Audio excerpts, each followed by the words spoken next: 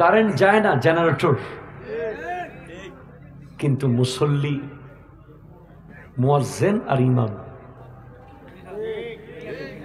সর্বোচ্চ মোটামুটি বুড়া 2-4 জন, একজনের ঠ্যাং অলরেডি চলে গেছে কবরে, আরেকজন নিঃশ্বাস একটা নিলে আরেকটা ফালাইতে কষ্ট হইতেছে।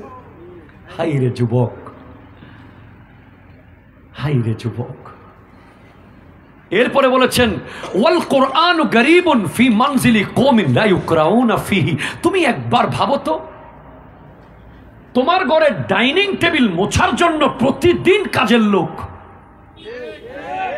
আপনারা কথা না বললে শেষ করে দিলাম ভাই, শেষ করে দিলাম। তোমার ঘরে ডাইনিং টেবিল মোছার জন্য একজন রেখেছো, তোমার ঘরের টাইলস মোছার জন্য আরেকজন রেখেছো, তোমার ঘরের আলমারি, শোকেস, শোপিস, ড্রেসিং টেবিল, তোমার সোফা মোছার জন্য লোক রেখেছ। কিন্তু আল্লাহর কোরআনটা কতদিন ধুলাবালি পড়ে আছে।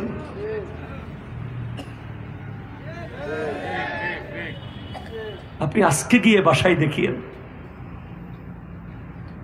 সেই রমজান মাসে বোধহয় খুলেছিলেন, আর খোলার সুযোগ হয়নি। আপনি কি জানেন, যখন কবরে দেওয়ার সাথে সাথে চারপাশ থেকে সাপ আর বিচ্ছু বের হবে, তখন চারপাশে দাঁড়িয়ে যাবে কোরআনুল করিম। আজকের মাহফিলে একটা যুবক আমি চাই, যে যুবক আগামী 10 দিন প্রতিদিন 1 পৃষ্ঠা করে কোরআন শরীফ পড়বে, একটা যুবক আমি চাই। আমি তার জন্য মন ভরে দোয়া করব। মারহাবা। আমার এই যুবক ভাই একটু আসেন, আপনাকে দেখে আমার কলিজা ঠান্ডা হয়ে গেছে। আল্লাহু আকবার, আল্লাহু আকবার, আল্লাহু আকবার। ইয়া রাসূলুল্লাহ, ইয়া রাসূলুল্লাহ, সুন্নাত ওয়াল জামাত, রাসূলে জুলুসে ঈদে মিলাদুন নবী, শানজায়ে শিরকো, উলামায়ে আহলে সুন্নাহ জিন্দাবাদ। এমন যুবক, মাশাআল্লাহ, এই যুবক হলো আমাদের আইডল। ঠিক জোরে বলেন না। যিনি মাহফিলে শপথে নিয়ত করেছে আগামী কাল থেকে 10 দিন লাগাতার 10 পৃষ্ঠা কোরআন শরীফ পড়বেন, প্রত্যেক পৃষ্ঠা করে আমার জন্য দোয়া করবেন। আল্লাহ। আপনার নাম কি ভাইয়া? মোহাম্মদ সাদ্দাম হোসেন। সুন্দর দাড়ি রেখেছেন, আর একটু সুন্দর করে লম্বা করবেন। আল্লাহ কবুল করুন। মারহাবা, জোরে বলেন না। অন্যান্যরা কোরআন শরীফ তো পড়বে না, কে কে পড়তে পারবেন একটু হাত তুলেন দেখি সাহস করে। আল্লাহু আকবার, মারহাবা, জোরে বলেন। 10 দিন পড়েন। আমার মাহফিল সফল, এই প্যান্ডেল সফল, এখানকার প্রতিটা ইঞ্চি ইঞ্চি সফল, যদি একটা যুবক 10 দিন কোরআন শরীফ পড়ে। একজন যুবক কি পাবো আগামী 10 দিন 5 ওয়াক্ত নামাজ জামাতে পড়বে? আল্লাহু আকবার, আল্লাহু আকবার। অনেকজন অনেকজন অনেকজন।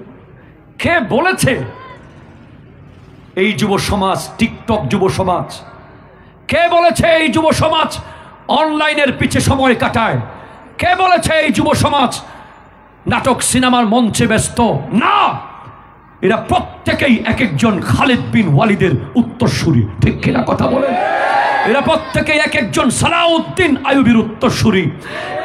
ওয়াইফাইল জীবন কাটানোর জন্য এদের জন্ম হয়নি, ইন্টারনেটে সারা রাত কাটিয়ে দেওয়ার জন্য জন্ম হয়নি, এদের জন্ম হয়েছে যুদ্ধ করার জন্য। কথা বলেন ঠিক কিনা? আমি স্যালুট জানাই আপনাদেরকে। মনে রাখবেন, মুসলমানের টাইম নাই, টাইম নাই। কালকের দিন বোনাস, আজকে শেষ, কালকের দিন কি বোনাস। ধরেন সকালে ফজরের নামাজের টাইমে যদি ফেরেশতা এসে আপনাকে বলে, এই কালকে ফজরের নামাজ তোর শেষ নামাজ, বলেন মাথার চুল কাটবেন না পায়ের নখ কাটবেন, না জুলুম করেছেন মাপ চাইবেন, না হাজার হাজার ওয়াক্তের নামাজ কাজা করবেন, না পাওনাদারের পাওনা ফেরত দেবেন, কি করবেন, কোথায় যাবেন? সেজন্য অল টাইম একেবারে পরিপাটি প্রস্তুত, সব সময় অবস্থায় থাকবেন। আজরাইল আলাইহিস সালাম আসুক, দেখাবেন সনদ। আজরাইল আলাইহিস সালামকে দেখাবেন, এই দেখো আমার আল্লাহ বলেছে কুনতুম খায়রা উম্মাতিন, তোমরা শ্রেষ্ঠ উম্মত।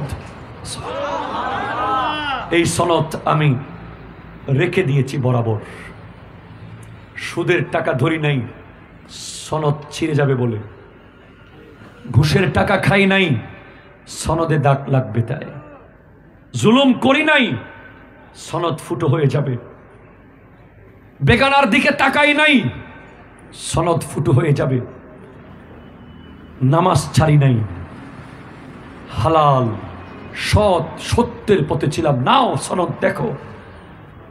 তখন আপনার রূহ কবজ হবে যেন কলসি থেকে পানি বের হচ্ছে।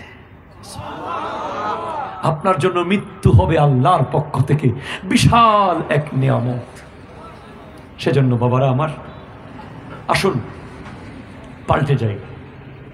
বাস 26 নভেম্বর শেষ হয়ে গেছে, 27 নভেম্বরকে আর লস হতে দেব না। 27 নভেম্বর যাওয়ার সময় খবর হয়ে যেতে হবে, 1 মিনিট যাবে বলে যেতে হবে কিভাবে গেছে। কথা বলেন না, ঠিক কিনা বলেন না? রাত্রেবেলা কাগজ কলম নিয়ে বসবেন, প্রতিদিন রাত্রে কাগজ কলম নিয়ে, দোকানের হিসাব না, জীবনের হিসাব। আমি আমার লাগেজে কি ঢুকাইছি এই হিসাব করে তারপর ঘুমাবেন। ইনশাআল্লাহ আপনার আখিরাত সুন্দর হবে। হ্যাঁ, সুন্দর হবে। আল্লাহর সাথে কথা বলবেন গভীর রাতে, মোবাইলে না। আল্লাহর একটা নাম্বার আছে 222, রাতের 2টা, 2 রাকাত নামাজ, 2 ফোঁটা চোখের পানি। মোবাইলে নয়, যাই নামাজে কথা হবে আল্লাহর সাথে, প্রশান্ত হবে হৃদয়।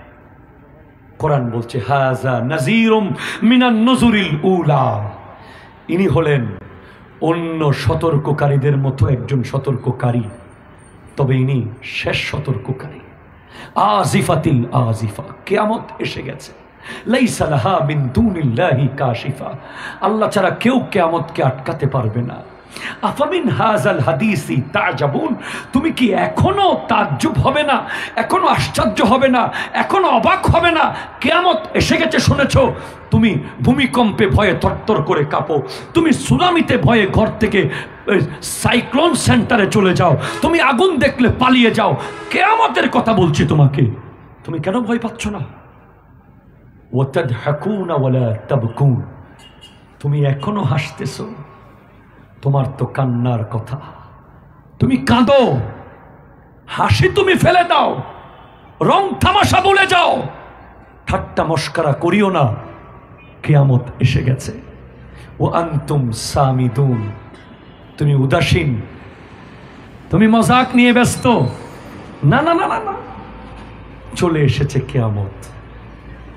তাই আসুন, ও আনিবু, ফিরে আসো, ইলা রব্বিকুম, রবের দিকে। অনেক দূরে চলে গেছো, অনেক দূরে, অনেক দূরে চলে গেছো। কতদিন রবের কাছে আসো নাই? আসো। ও আনিবু ইলা রব্বিকুম, আসো, রবের দিকে আসো। অ্যাম্বুলেন্সের সাইরেন শোনার পরেও তুমি কি ফেরত আসবে না? তুমি ফেরত আসো। মৃত্যুর সংবাদ শোনার পরেও কি তুমি ফেরত আসবে না? তুমি ফেরত আসো। ও আসলিমু লাহু, আত্মসমর্পণ করো রবের কাছে। মিন কাবলি আইয়াতিয়াকুমুল আযাবু, আযাব আসার আগে আসো। সুম্মা লা তুনসারুন, আযাব যদি চলে আসে কেউ তোমাকে বাঁচাতে পারবে না, কেউ তোমাকে বাঁচানোর জন্য থাকবে না। আসুন গাউসিয়া কমিটি বাংলাদেশের পতাকা তোলে আসুন। কেন গাউসিয়া কমিটি কেন আমি করি? কারণ আমি জানি মৃত্যুর পরে যে সঙ্গী হয় সে হলো আসল সঙ্গী। ঠিক কিনা কথা বলে? মৃত্যুর আগে যে সঙ্গী হয় সেখানে স্বার্থ থাকতে পারে, কিন্তু মরার পরে যে আমার লাশটা গোসল করাবে, আমাকে কাফনটা পরাবে, আমাকে কবরে রাখবে, তার চেয়ে কে আপন আছে? আমি চিন্তা করি না আর আমার ছেলে মরণের পরে হয়তো থাকবে না, আমার মেয়ে শ্বশুর বাড়ি থেকে নাও আসতে পারে, আমার এলাকার মানুষ আমার জানাজায় নাও আসতে পারে, কিন্তু আমার গাউসিয়া কমিটি যদি শোনে জৈনুল আবেদিন পড়ে আছে অমুক জায়গায়, জৈনুল আবেদিনের লাশ পড়ে আছে অমুক জায়গায়, গাউসিয়া কমিটি বাংলাদেশের ভাইয়েরা নিয়ে আসবে কাঁধে করে, গোসল করাবে, কাফন পরাবে, কবর দেবে। এটা আমি দেখেছি প্রমাণ বারবার, তাই আমি গাউসিয়া কমিটিকে ভালোবাসি। আল্লাহ পাক আজকের মাহফিলকে কবুল করুক। ওমা তৌফিক ইল্লা বিল্লাহ ওয়া আখিরু দাওয়ানা আলহামদুলিল্লাহি রাব্বিল আলামিন। ওয়াসসালামু আলাইকুম ওয়া রাহমাতুল্লাহি ওয়া বারাকাতুহু। ইয়া নবী সালাম আলাইকুম।